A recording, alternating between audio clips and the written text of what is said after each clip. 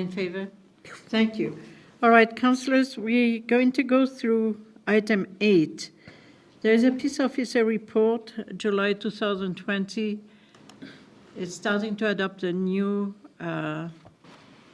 reporting method that we asked.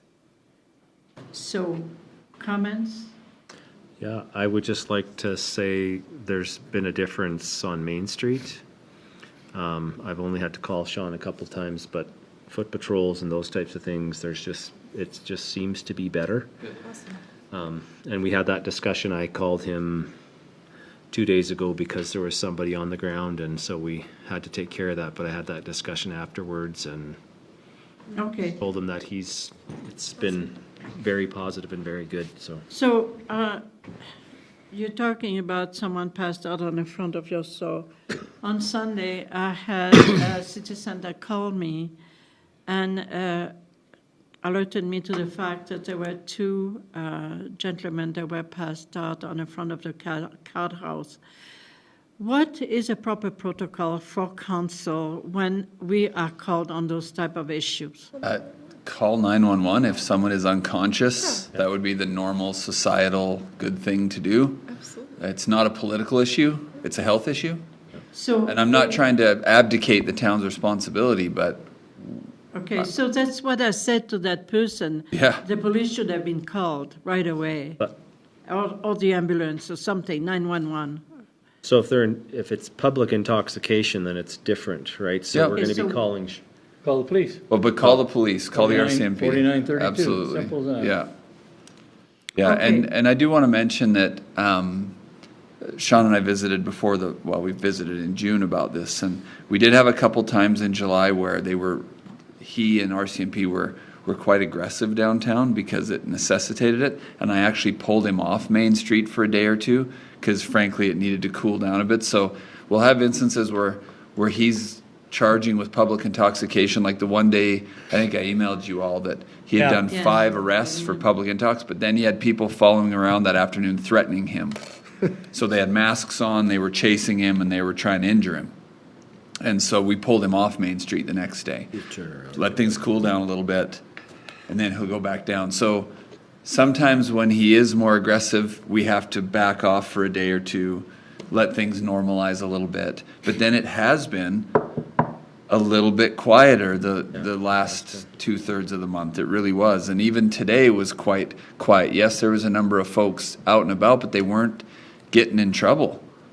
So it was reasonably quiet. And then we have, there's a number of tickets under the public behavior bylaw. And so we've sent those to the court for prosecution. And so we'll just start following those through now and see how they go. Obviously, our goal is we're pushing for treatment versus fines. That's still the goal. So he processed all those a few days ago and sent them into the courts. And we've got a lawyer coming to prosecute them when they are on the docket. Thank you very much. Okay, you have a fairly comprehensive CAO report. Can I speak to and that? And Jeff, you wanted to speak to a couple items. You haven't seen it yet because I uploaded it an hour before the meeting. So I recognize that. There was just a couple items I wanted to speak to for your information and for your feedback if you wish to. It's at the end of my CAO report. There's a couple of budget items in our capital that we are changing around. It hasn't been done yet, so if there's a real disagreement around the board, I'm welcome to that. The first one was at the golf course. The Workman, it's a little utility vehicle, broke down. They use it for a host of things. It has hydraulic connections to run a whole bunch of attachments. The transmission went on it. I think it was a 1989 or like really old piece of equipment. Miles feels that they've really got to have that piece of equipment to get through the season. We had planned in our capital to put in a new pressure reducing valve in the vault for roughly the same money. And Miles is requesting that we buy the Workman to finish out the season. And then in the spring before we open in our 2021, we do the pressure reducing valve in the vault. So I told Alex to get the quotes and get that going. The second one is, and this just came to light yesterday, We were doing some work in the alley and behind Councillor Drew's business and behind Zenith's. They exposed a sewer line because they're putting new services into the clinic building, the physio building. They decided to camera that line while they had it exposed. It's one of the oldest lines in town, and it is collapsed from the alleyway to roughly the dumpster behind the Civic Center here.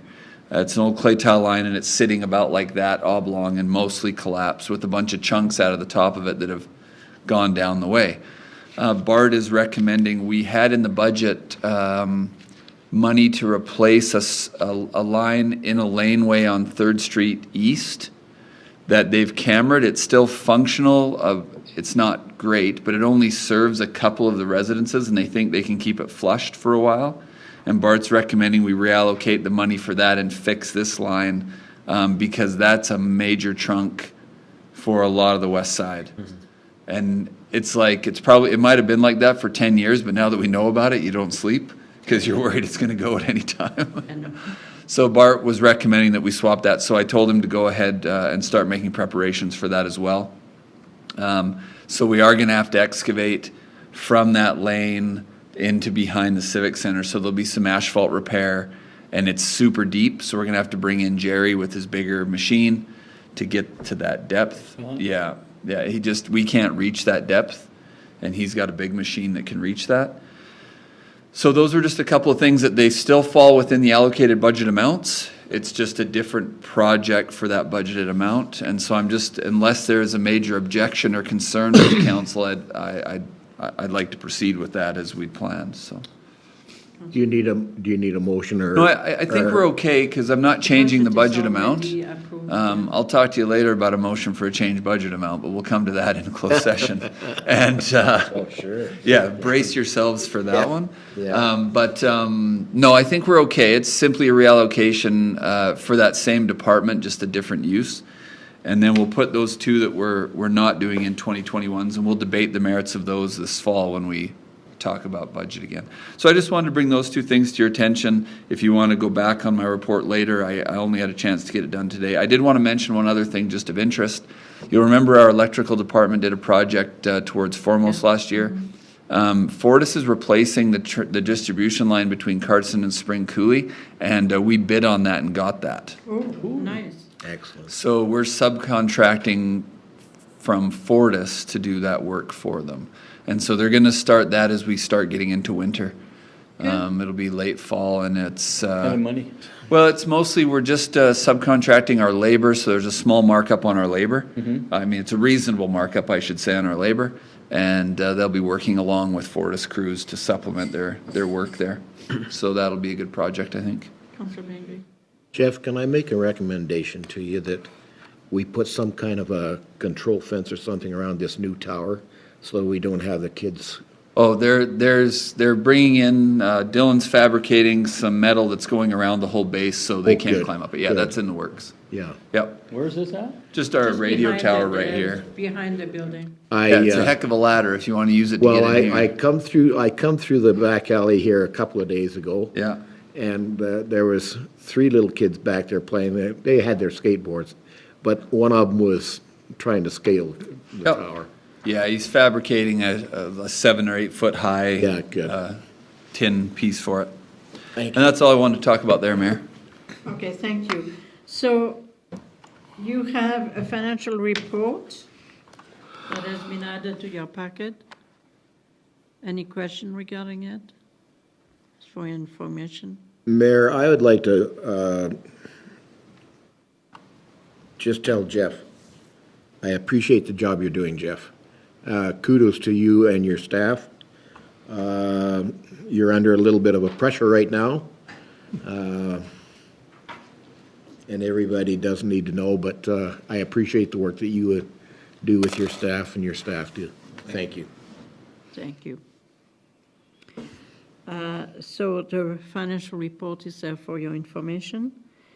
8D, major projects report. You could see there is an update on all the projects that are being done, and they are busy, very busy around town. Any question regarding that report? No? 8E, development report. That's For a the good one. second quarter, it seems to me we're faring much better than last year, same time. It's good for us all. ADF, Emergency Coordination Center, COVID-19 update. Jeff, do you want to add something? It's just been a verbal one. There's not a lot to add. Things are pleasantly a bit stable. Active cases are down, thankfully, over the last week. We had our health meeting this morning. As of this morning, Sandra Shade reported from the Blood Tribe they have no active cases on reserve and no one in isolation. Wow. And so they've been super aggressive, and that's paying some really good dividends. But everyone, of course, as we all know, that can change in a day. Yeah. Right? That can change anywhere in a day. So everyone's still exercising caution, but by and large, our long-term care facilities, seniors facilities, they're all they have good supplies of protection equipment. Their staff are healthy. Everything seems to be reasonably okay at this point in time. Thank you. I'm just going to add one report. I know it's not there, but it's regarding Heritage Week. I would say thank you so much, Councillor Brown, for a very good week. All what you've done and prepared and organized has gone very well. The comments have been extremely positive, and I know you had quite a team of volunteers, and Councillor Court was part of it on the movie night. So thank you so much. There is a lot of positive comment.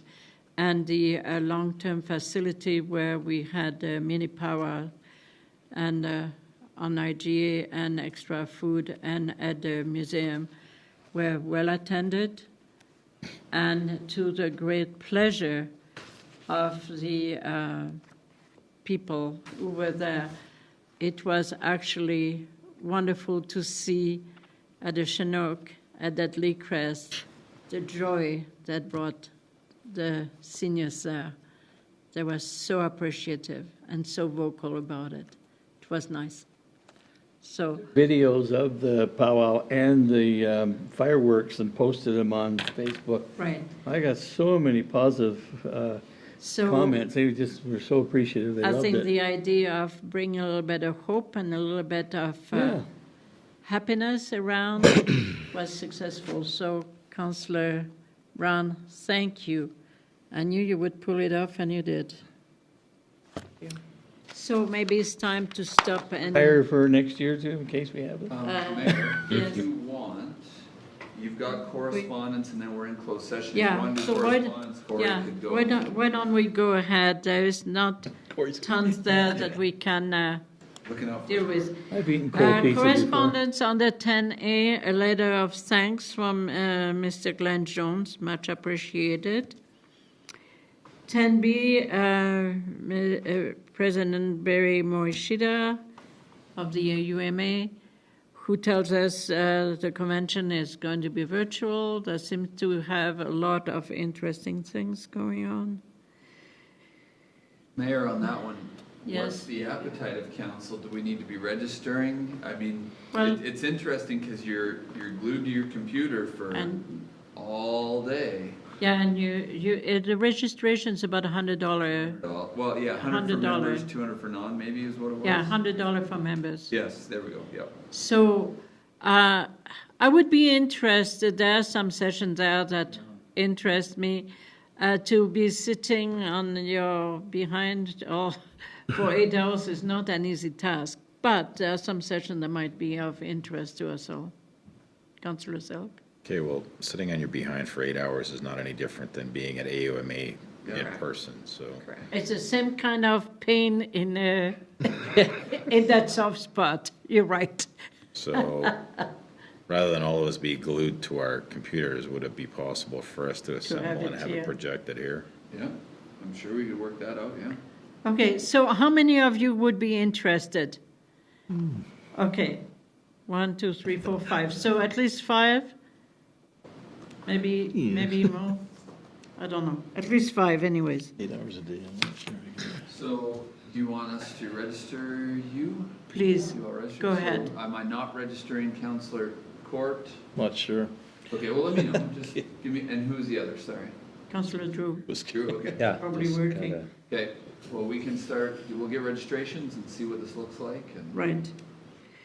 Okay, so then you have Mr. Dan Rood, AUMA. That's an interesting, Mayor, actually, there's two more from Barry in there, if you want to go Oh, through yeah. each one. okay, so there was the LAEA update. Anything Yeah, that just- you just need for to know information. about it? That's information only. Okay. The information session? No? Okay. So there is Mr. Dan Rood about the AUMA, AAPG. So what's your comment, Councillor? Jeff, what's the story on this Dan Rood and this AAPG? Because all of a sudden we go to the councils, and I've been accepted as an associate member for AAPG, Association of Police Governance. Yeah. And all of a sudden now we have this one come out. How many more, bodies are going to come out of this AUMA situation? And Well, Councillor, if you remember the way things are at AUMA, that try to be a little bit of the umbrellas that oversee everything that's happening in the province in regard to different governance, or the policing is now something that they are interested in. Tanya Thorne is now the elected president for that body, right? Yep. So I just think that trying to make sure that every level is covered and reports, I think it's just another reporting body, that's all. so we don't have to become a member of this? No, don't think so. Here. It was simply pointing out that there is a board of AUMA members that's the governing board to get That's this right. off the ground. Yeah, you're creating the organization. They're creating I the mean, organization, yes. and so that's what they're doing for the first year, and then they'll put it out to whatever, For the elections. for the elections, Yeah. to have an actual board that's, and they're waiting, because they want to see what happens after the election, because there will likely be Right. civic officials on that Right. next October, so. Yeah. Yeah, so I think that's pretty well what that is. Tanya Thorne, always thorough in her updates. Alberta MFR program, announcement of change to the program. Anything that strikes you? Councillor Selk, do you have some more context on this? Was it discussed at a fire authority meeting recently, the dispatch change? This Yes. came Caught out of everybody. this came out of the blue. Oh, okay. I didn't know if you had further context. No. Okay. So No. we don't have enough details to understand what's going on there, right? Asking us to let them know who our representative is going to be by the 31st of July, which is long gone. Yeah, but no matter what, no, yeah, right, beside the point. Okay, so the city So concerned. of Coaldale has an interesting letter there, or ask, of communities. For them, it's the story of firearms, and they are against the bill that the government, federal government has put forth, because they really feel that firearm restriction for citizens, they use them properly, is not where the crime element is. So they are saying the restriction will not curb crime, because a criminal will get their weapon from another market, an illegal market. Guns don't kill people. And so they are petitioning the government to rescind the amendment that was made to the bill. Good luck. Yeah, I don't think it will happen. Focused on their So idiotic. that concludes this meeting. this portion of the public meeting. You want me to Please, go ahead. go into a closed session? Let's take a recess. You want a recess? First, yeah. Okay, we'll do a Lizzie. recess. All in favor? Thank you. We recess for about 20 minutes. Corey, thank you very much for your presence, and please help yourself to a little bit of sustenance.